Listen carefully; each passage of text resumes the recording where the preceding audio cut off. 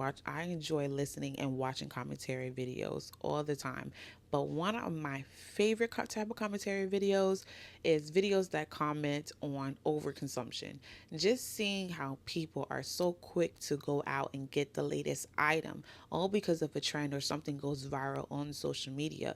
But as believers, when it comes to overconsumption, what does the Bible say, and what is really the root cause of overconsumption? Let's get into it today. Hey. Hey y'all, how you doing, baby? Welcome to With Alexis Kiera, with your host Alexis Kiera, where we discuss everything church culture and Christ. And today, ladies and gentlemen, we're going to talk about overconsumption and what the Bible says about being content and how we can walk in that process. So, what is overconsumption? Overconsumption is the act of using or consuming more resources that are available or necessary. And we've seen this trend plenty of times when it comes to clothing hauls, makeup hauls, even the famous Stanley Cups. And now I believe it's La Boo Boo, La Hoo Hoo. I don't know what the baby is, okay?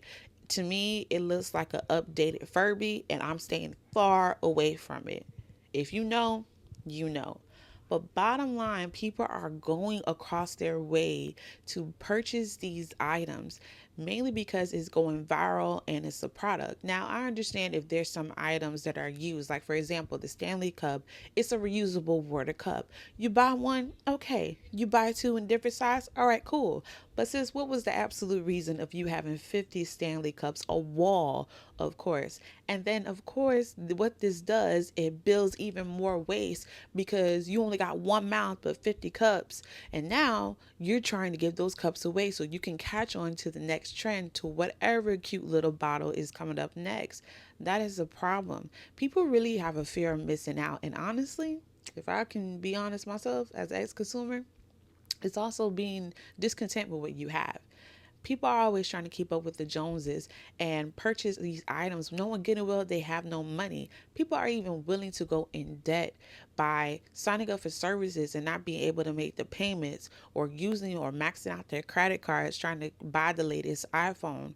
But the truth of the matter is that we have to learn how to be content with what we have, whether you have a lot of money or whether you have less. We know Paul says in the book of Philippians, where he talks about that he has been content with less and he has been content when he had more. Because at the end of the day, he knew that his true source, everything that he has, comes from the Lord. So, how do we manage and steward the things that God has given us? One, we need to be wise. Think to yourself, is this something that I need, or is this something that I want? There's nothing wrong with wanting something, and that's okay, because sometimes there are things that we want, but the truth of the matter is, it's something that you really don't need. I need for y'all to master the art of saying, this is cute, look at it, and put it back and walk away. Some of us have not mastered that yet, and I need for you to work on that. Second thing, we need to make sure that we are responsible with our spending, meaning that if you got a bill that needs to be paid, you need to pay that bill. If you know you have an appointment coming up, we need to put that money to the side. We need to be saving, taking care of that money, and also making sure that we are using our money to help other people as well, to help the unfortunate, to help those who are in a worse situation than we are, because that is what we are to do as believers, to look after widows, to look after the widows and the orphans, and to live a life that's pleasing unto God. So we need to make sure, ladies and gentlemen, when it comes to overconsumption, that we watch from afar, and we make sure that we are not actively participating. Now, as someone who was a willing participant, I'll tell on myself, as someone who's a willing participant, I always felt like I needed to buy the latest outfit whenever there was something new going on. Meanwhile, I have a whole bunch of clothes in my closet, and then I try to justify it by saying, "Oh, well, I'll just go ahead and donate it. It's no big thing." No, because the truth of the matter is, I should never bought that item to begin with. But over time, I really had to come up out of that mindset. It really is truly a mindset. I would even say there's also it possibly is a mental illness. I really think so. But You have to come out of that mindset. We know the Bible says to not conform to this world, but be transformed by the renewing of your mind. Ask the Lord to help you with your spending. Invite him into that situation. Ask him to transform your mind, to help you see what it is that you need to do better in your finances. Because how is it, honey, that you get paid on Friday but you broke by Saturday morning? Make it make sense. I'm just saying.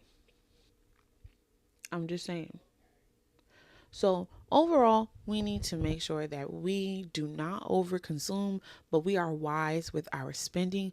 We are making sure that we are taking care of our responsibilities and that we are taking care of others as well.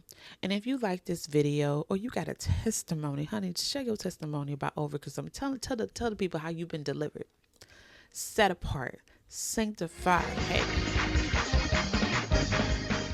I don't know why I thought that was okay. Y'all just pray for me. Pray for my strength in the Lord. But comment what other tips, helpful tips have helped you with over consuming, and what Bible verses you keep in the front of your mind to make sure that you steward what you have well. So thank you guys for watching this video. If you enjoyed this video, please make sure that you like, comment, and subscribe. Tell your mama and everybody in them, and I will see you in the next video. Grace and peace.